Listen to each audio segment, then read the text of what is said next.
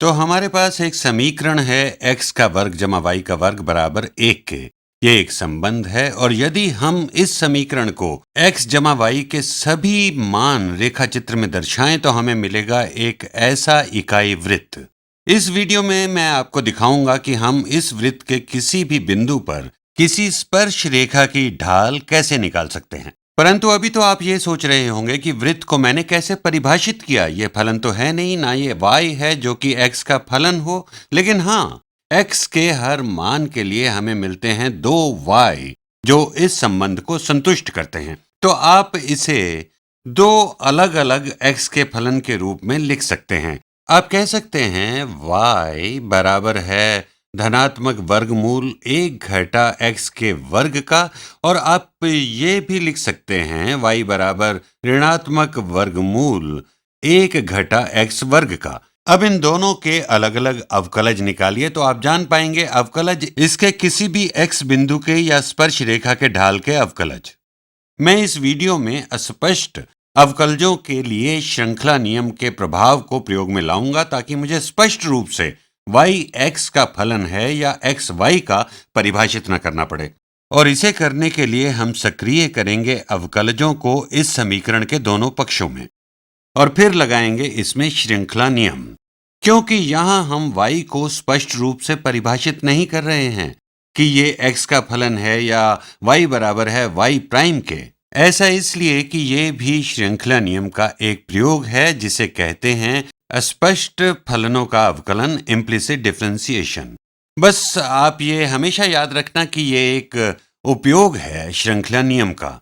अवकलजों को समीकरण के दोनों पक्षों में लगाते हैं तो ये अवकलज x के सापेक्ष x वर्ग जमा y वर्ग का, x वर्ग जमा y वर्ग, और ये हो गया बायां पक्ष हमारे समीकरण का, और ये बराबर है अवकलज x के सापेक्ष दाएं पक्ष के समीकरण का।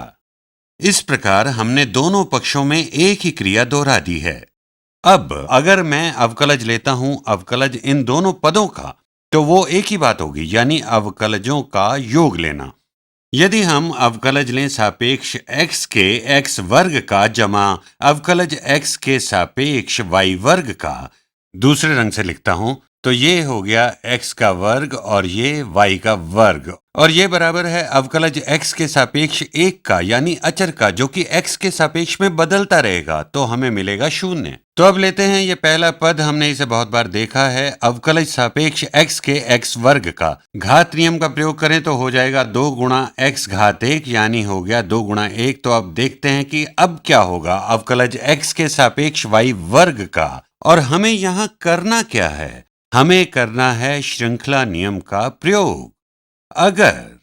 अगर हम x के सापेक्ष अवकलज ले रहे हैं किसी फलन का तो हमें अवकलज लेना है अपनी उस फलन का यानी y वर्ग का, और हम यही कर रहे हैं। और इसे हम एक फलन की तरह लिखें तो y के सापेक्ष y के, और इसे करें गुणा अवकलज y का, अवकलज y का x के सापेक्ष। हम ये मान रहे हैं कि y का मान बदलेगा x के सापेक्ष। y एक तरह से अचर नहीं है, भले ही हमने इसे सामान्यता लिखा है। तो हम यहाँ ले रहे हैं अवकलज इस पूरे के सापेक्ष में y के, एक बार फिर से श्रृंखला नियम, और अब हम लेंगे अवकलज y का सापेक्ष में x के। ये थोड़ा स्पष्ट हो जाएगा अगर आप इसे ऐसे सोचें कि अवकलज सापेक्ष x के y का जो फलन है x का फलन y x, या यूं लें y फलन है x वर्ग का। ये इसे लिखने की दूसरी विधि है जो यहाँ है। ये शायद श्रृंखला नियम के संदर्भ में थोड़ा स्पष्ट है। ये अवकलज y का जो फलन है x वर्ग का सापेक्ष y x के, तो अवकलज किसी के वर्ग का सापेक्ष उस किसी वस्तु के गुणा अवकलज उस किसी चीज का सापेक्ष में x के। तो ये था श्रृंखला नियम यानी चेन रूल का प्रयोग। तो चलिए देखते हैं दाएं पक्ष में हमें क्या मिला। मैं इसे यहां लिखूंगा, ये बराबर होगा अवकलज y वर्ग का सापेक्ष y के, ये हो जाएगा 2 गुणा y, 2 गुणा y। बस श्रृंखला नियम का उपयोग अवकलज y का सापेक्ष में x के, तो हमें नहीं पता ये क्या होगा, तो हम इसे ऐसे के ऐसे ही लिख देते हैं, गुणा अवकलज y का सापेक्ष x के। तो हम इसे यहां लिखते हैं 2x जमा 2x जमा अवकलज किसी वस्तु के वर्ग का सापेक्ष उस किसी वस्तु के गुणा 2 उस किसी वस्तु का जो है y, तो 2 गुणा y और फिर गुणा अवकलज y का सापेक्ष में x के। ये सब बराबर है 0 के। तो देखा हमने, हमें मिली एक ऐसी समीकरण जिसमें y का अवकलज है x के सापेक्ष, और शुरुआत से ही हम यही पाना चाहते थे। यही है स्पर्श रेखा की ढाल किसी भी बिंदु पर। तो अब हमें क्या करना है, हमें हल करना है अवकलज y सापेक्ष x के साथ। समीकरण हल करना है तो शुरू करते हैं। इसे यहीं हल करेंगे ताकि पता लगता रहे कि हमने कहां से शुरुआत की थी। तो मैं इसे यहां उतार लेता हूं, यहां हमने छोड़ा था, और अब शुरू करते हैं।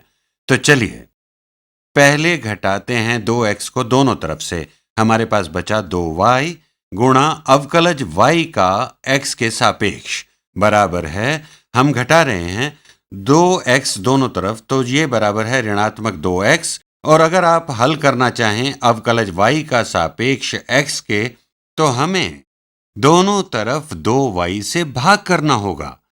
तो हमें इस तरह मिलता है अवकलज y का सापेक्ष में x के। तो अवकलज y का x के सापेक्ष बराबर है 2 से 2 कट जाएगा, तो बच जाएगा ऋणात्मक x, ऋण x बटा y। तो हमने यहां देखा, हमने स्पष्ट रूप से परिभाषित नहीं किया y को फलन x, लेकिन हमने अवकलज पा लिए x और y के रूप में, ना कि केवल x के रूप में। तो इसका क्या अर्थ हुआ? तो इससे हमने क्या पाया? हम पता लगाना चाहते थे अवकलज x का इस बिंदु पर, इस बिंदु का अवकलज यहां पर, जो कि अगर आप एक इकाई वृत्त के बारे में जानते हैं तो ये था 45 डिग्री का कोण। तो ये है वर्गमूल 2 बटा 2 वर्गमूल 2 बटा 2। तो इस बिंदु पर स्पर्श रेखा की ढाल क्या होगी? तो अभी हमने निकाला, ये होगी ऋणात्मक x बटा y।